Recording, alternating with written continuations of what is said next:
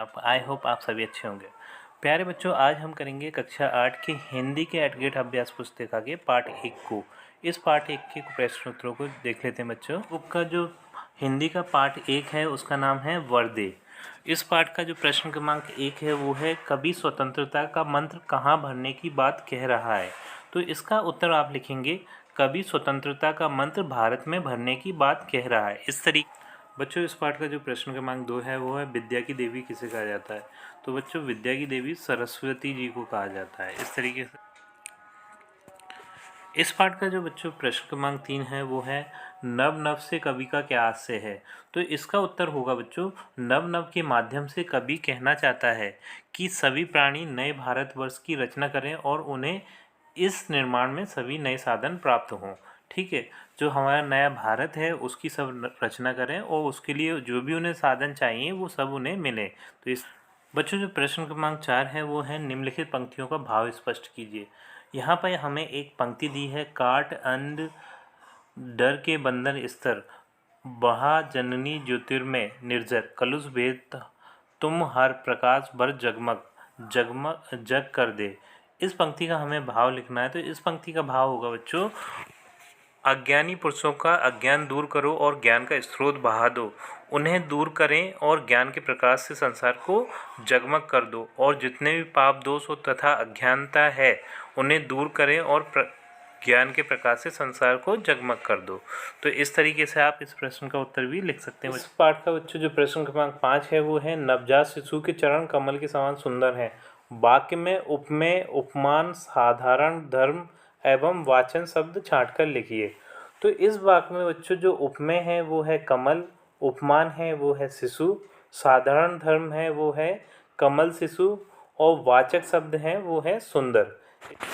बच्चों अब हम इस पाठ के प्रश्न क्रमांक 6 को देखेंगे। ये है, आकाश के 3 पर्यायवाची शब्द लिखकर उन्हें वाक्यों में प्रयोग कीजिए। तो आकाश के 3 पर्यायवाची होते हैं बच्चों, पहला है गगन, दूसरा है नभ और तीसरा है अंबर। तो जो गगन का बच्चों वाक्य बनेगा वो है, गगन मेरा प्रिय मित्र है। इस तरीके से आप इस पर्यायवाची का वाक्य बना सकते हैं। इसी तरीके से नभ का वाक्य बना सकते हैं, गर्मी में नभ अंगार उगलता है। ठीक है, और अंबर का आप वाक्य बना सकते हैं बच्चों, अंबर की सीमा अनंत है। इस प्रश्न क्रमांक 7 है, आप माँ सरस्वती से अपने राष्ट्र के लिए वरदान में क्या क्या मांगना चाहेंगे।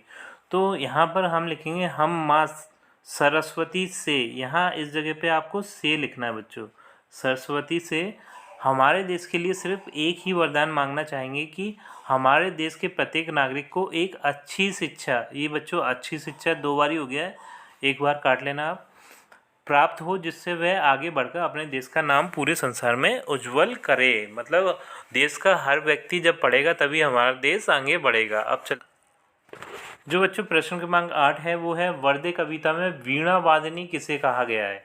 तो बच्चों वर्दे कविता में वीणा वादनी माँ सरस्वती जी को कहा गया है। क्यों बच्चों, अब जो प्रश्न क्रमांक 9 है वो है, उपमा अलंकार किसे कहते हैं लिखिए। तो यहाँ पर हमें उपमा अलंकार के बारे में लिखना है।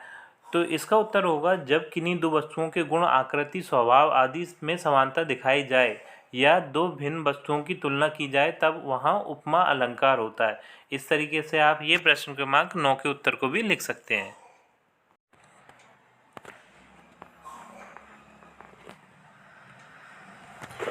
बच्चों जो प्रश्न क्रमांक 10 है वो है, वर्दे कविता में कवि प्रकृति की किन किन वस्तुओं में नया रूप देखना चाह रहा है, विस्तार पूर्वक लिखिए। तो इसका उत्तर आप लिख सकते हैं, वर्दे कविता के रचनाकार श्री सूर्यकांत त्रिपाठी निराला हैं। पद में कवि माता सरस्वती से स्वतंत्रता का अमृत मंत्र प्रदान करने की प्रार्थना करते हैं। तुम हमें ऐसा वरदान दो एवं मेरे देश भारत के नागरिकों में स्वतंत्रता की भावना का अमृत मंत्र भर दो। और साथ ही कवि भारत में नया रूप देखना चाह रहा है।